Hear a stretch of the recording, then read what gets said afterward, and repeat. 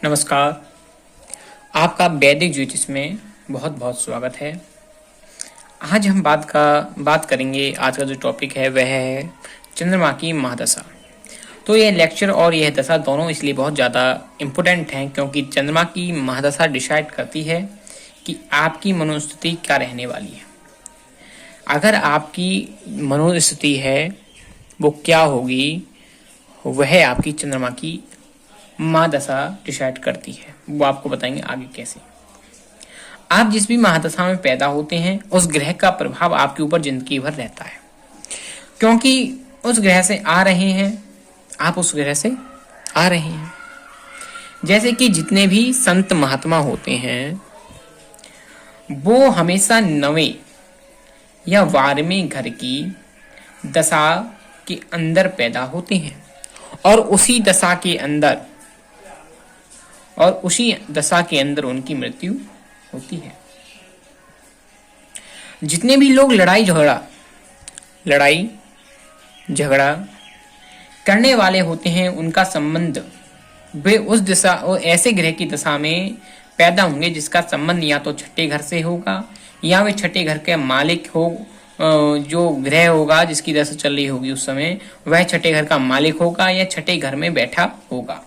मतलब कि छठे घर का संबंध बहुत तगड़ा उसके जन्म दशा से होगा। तो आपका जो जन्म के टाइम पर जो दशा है वो दशा बहुत इंपॉर्टेंट है, इसलिए क्योंकि वहां से आप थॉट कैरी कर रहे हो, उसी टाइम पीरियड पे आप पैदा होंगे।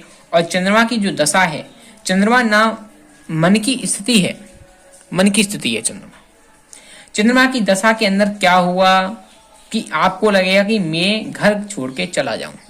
सबसे बड़ी बात है, चंद्रमा की दशा के अंदर क्या होगा कि आपको लगेगा मैं घर छोड़कर चला जाऊं।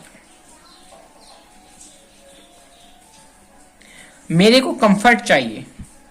इधर आज दिख नहीं रहा होगा, देखिए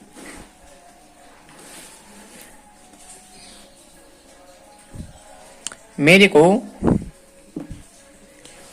कंफर्ट चाहिए। सबसे अधिक जरूरी कंफर्ट चाहिए, ये आपका होगा। शांति चाहिए और मूड जो है इधर से उधर बदलता रहता है। थोड़ी मूडी हो जाते हो आप इस समय, मतलब कि अपनी बात ज्यादा।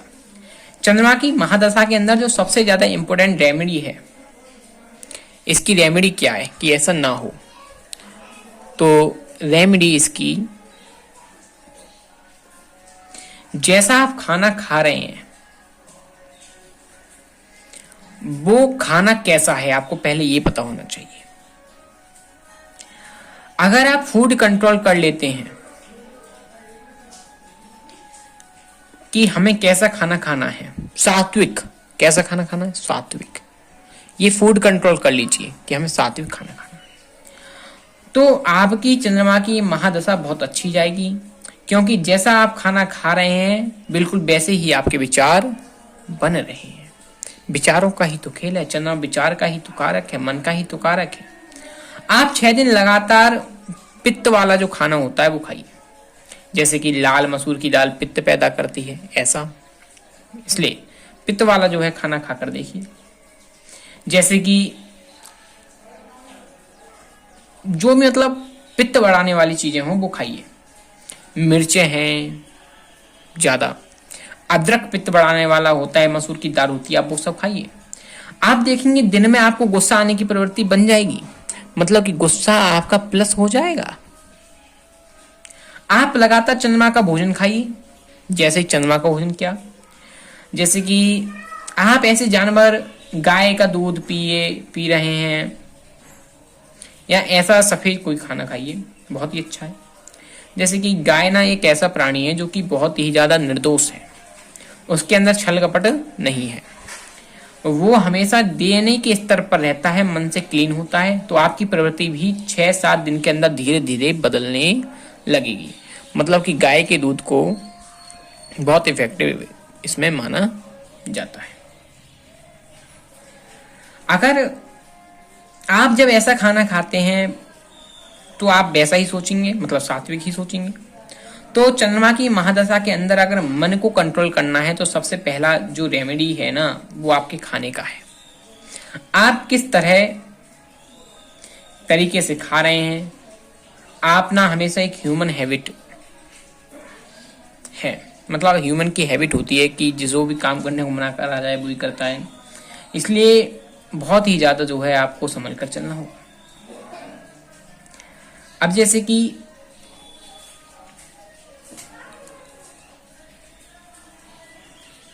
ह्यूमन हैबिट जो होती है वो हमेशा सेकंड पार्ट को ठीक करने की कोशिश करती है, बजाय कि अपने आप को, मतलब कि वो ऐसा सोचती है कि मुझ में गलती नहीं है और किसी में गलती है। तो ह्यूमंस ने क्या करा, हम अपने आप को नहीं सुधारेंगे और हम एक काम करते हैं, हम अपने खाने को सुधारते हैं। वो organic food, bio food, super foods के नाम से बहुत सारे जार गेट्स लें और वो अपना सामान बेच रहे हैं। मतलब कि लोग क्या है आजकल, जो बाहरी खाना है वो अधिक खा रहे हैं, जो वो ये नहीं देखते कि किस प्रकार का कैसा खाना है, किस प्रकार की उसमें चीजें हैं, तो उससे और अधिक जो है परेशानी उत्पन्न होती है। चंद्रमा की दशा के अंदर गाय का दूध पीना, साथ ही साथ ऐसे लोगों के साथ रहना जो आपके मन को किसी भी प्रकार से गलानी ना होने दें, भय ना पैदा होने दें, तो अच्छा है। तो आप देखिएगा ऑटोमेटिकली आप धीरे धीरे चंद्रमा की दशा में उठने लगेंगे, अच्छा करने लगेंगे। अब देखिए चंद्रमा अगर यहाँ पे आपको नहीं दिखे, मैं इधर लिखता हूं।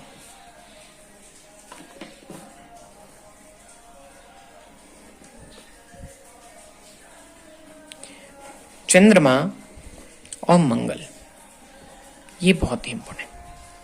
चंद्रमा अगर मंगल के साथ मिल जाए, मार्स क्या है, फ्रेंड्स हैं, तो चंद्रमा जितना भी खराब है पर साथ में मंगल बैठा है ना, तो दोस्त कोई ना कोई मिल जाएगा, कोई ना कोई ऐसा व्यक्ति मिल जाएगा और लगातार आपको मोटिवेशनली इंप्रूव करना पड़ेगा।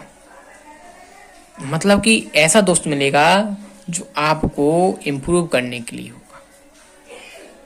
अब यहीं पर शनि मिल जाए, शनि महाराज आ जाए, तो नकारात्मक विचार आना 110% पक्का है कि आपको नकारात्मक विचार आएंगे। लेकिन क्या आप इन विचारों को तब्दील करके ऐसे विचारों में बदल सकते हैं कि आपकी सोच गहरी हो जाए?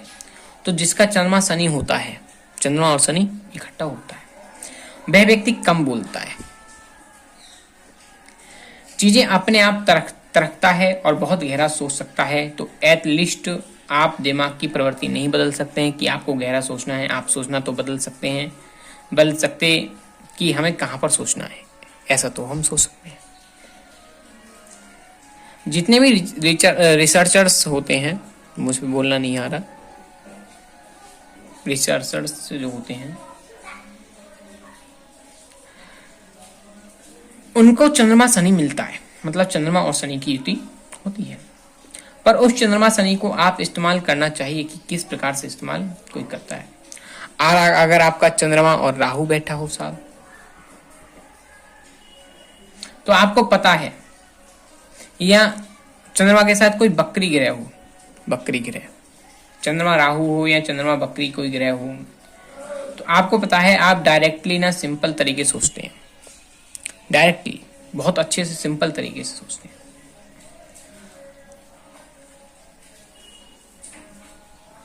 मतलब आप बाईपास रूट ले लेते हैं। आप मतलब कि सीधे कोई काम करने को कहा जाए तो आप ये सोचते हैं मैं सिस्टम के बाहर जाकर ही कोई काम करूं। तो चंद्रमा के साथ जब भी कोई बकरी ग्रह आएगा तो आप में एनर्जी आएगी। वो व्यक्ति हमेशा बाहर जाके ही काम करेगा सिस्टम के। आपके सोचने का तरीका उल्टा हो जाएगा। देख लीजिए, 10वें घर में चंद्रमा हो, साथ में बकरी और 10वें घर का मालिक बकरी हो, तीन बातें। या 10वें घर में बकरी ग्रह के साथ चंद्रमा हो, मतलब कि 10वां घर हो उसमें बकरी ग्रह हो, या 10वें घर का मालिक बकरी हो और चंद्रमा उसमें बैठा हो, ऐसा व्यक्ति को नॉर्मल जॉब मिलता ही नहीं, नॉर्मल जॉब नहीं मिलता। वो चाहकर भी बेचारा नहीं कर पाता नॉर्मल जॉब। 10वें घर के मालिक को बकरी ग्रह देख ले तब भी नहीं कर पाता नॉर्मल जॉब वो। चौथे घर के अंदर चंद्रमा चौथे घर का कारक है, आपको पता ही है। मतलब अगर चंद्रमा कहीं पे भी बकरी ग्रह के साथ बैठा है तो आप देख लीजिएगा, वो ऐसी ऊट पटंग गाड़ी चला रहा होगा या कोई ऐसा व्हीकल चला रहा होगा कि आप बोलोगे कि कहाँ ले जाएगा, ले जाएगा घर। हाँ सही बात। क्यों? चंद्रमा कहाँ बैठा है? अभी मैंने बताया चंद्रमा चौथे घर में बैठा है और बकरी ग्रह के साथ है, तो ऊट पटांग गाड़ी चलाएगा ही। और बोलेगा, आप बोलोगे कहाँ ले जाएगा, तो वो आंसर देगा कि घर। मतलब उसे घर से बहुत लगाव होगा। मतलब कि इनके घर पे कोई पहुंच जाए तो ये समझ लो कि खाना बिना खिलाए नहीं भेजते।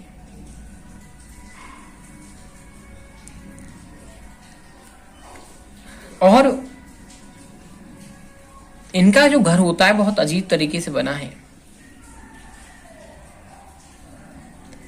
मतलब समय एंशियंट तरीके से बनवा दिया, पुराने तरीके से बनवा दिया घर को, ये अन्य तरीके से। पर हाँ, ये बहुत अपने घर का ख्याल रखते हैं। अब देखिए, चंद्रमा मंगल को मैंने बताया जितने भी स्विमर्स और एस्ट्रोलिडेटर बैंक उठाइए और उसमें स्विमर का कीवर्ड डालिए। जितने भी स्विमर्स मिलेंगे चंद्र और मंगल के साथ मिलेगा, समझे। चंद्र मंगल की रेमेडी भी है स्विमिंग करना, क्योंकि मंगल के पित्त को चंद्रमा का पानी ही साधन कर पाता है। तो चंद्रमा की महादशा आपको बहुत कुछ बता देती है। चंद्रमा अगर स्कॉर्पियो वृश्चिक राशि में हो, चंद्रमा अगर वृश्चिक राशि में हो, तो ऐसा व्यक्ति अपनी ना गाड़ी को भी यूज नहीं कर पाता, गाड़ी को यूज नहीं कर पाता, ना अपने घर को यूज कर पाता है, ना प्रॉपर्टी को यूज कर पाता है। क्योंकि ना वो आराम जो उसका जिंदगी में सुख है ना, उसको भोगने के लिए वो स्थिति तक ही नहीं पहुंचता है कि मैं उसको भोग पाऊं। वो उन सब चीजों के होने के बावजूद सुख को नहीं भोग पा रहा। गाड़ी ली है लेकिन ऑफिस बहुत पास में है तो गाड़ी से नहीं जा सकते। स्थिति ऐसी नहीं बनती कि आप उस चीज को भोग पाएं। घर लिया है लेकिन अब ट्रांसफर कहीं और हो गया है, या अभी जॉब का परमानेंट नहीं है। स्कॉर्पियो जो साइन है ना, राशि है, मैं नीच के चंद्रमा की इसलिए बात कर रहा हूं, तो बता रहा हूं कि कैसा होगा। वहां पे हमें से डर है कि परमानेंट तो कुछ है ही नहीं। हमें से डर लगता है अभी तो जॉब छोड़ के जाना है तो घर क्यों बनाना है, और घर बना लिया है तो फिर जॉब का ट्रांसफर को ही जाना है। इसलिए ना वो डर हमेशा बना रहता है ना। इसलिए चंद्रमा नीच का हो तो जब कभी भी चंद्रमा उच्च का होगा तो दिखेगा ऐसा व्यक्ति को ना हर चीज स्टेबल मिलती हुई चलती है, उसको डर किसी चीज का नहीं रहता। बोलता है कि जितने दिन जीना है, जैसे भी जीना है, खा लेना है, पी लेना है, यहीं पर भोगना है, कंजम्पशन कर लेना है। तो चंद्रमा 2 के अंदर आप देखिएगा, चंद्रमा 8 के अंदर आप देखिएगा, मतलब दूसरी राशि के अंदर देख लीजिएगा और 8वीं राशि के अंदर देख लीजिएगा। अब चंद्रमा 8 के अंदर मैंने आपको बताया 8वीं राशि के अंदर अगर चंद्रमा शुक्र के घर में है, मतलब दूसरी राशि 7वीं राशि, या किसी भी शुक्र के घर में, समझ लीजिए आप 2 साथी हैं, और अगर आपको ऐसा व्यक्ति दूसरे साथ में घर में चंद्रमा हो, ऐसा व्यक्ति सस्ती चीज उठाते मिल जाए तो बता देना। ये सस्ती चीज उठा ही नहीं पाते, इनका मन करता है कि महंगी से महंगी चीज लें। तो थोड़ा रहता है ये। मैरिड लाइफ के अंदर भी थोड़ी प्रॉब्लम्स देता है। किसी लेडीज के साथ प्रॉब्लम्स और सेक्सुअल डिसीज होने 3 नंबर में और 7 नंबर, ये 2 जगह पे हैं जहां पर सेक्सुअल डिजीज होने के पूरे चांसेस रहते हैं। कौन से नंबर? 3 नंबर में, 7 नंबर में, ध्यान रखना। वहां पर इस व्यक्ति को ट्रबल्स आते हैं,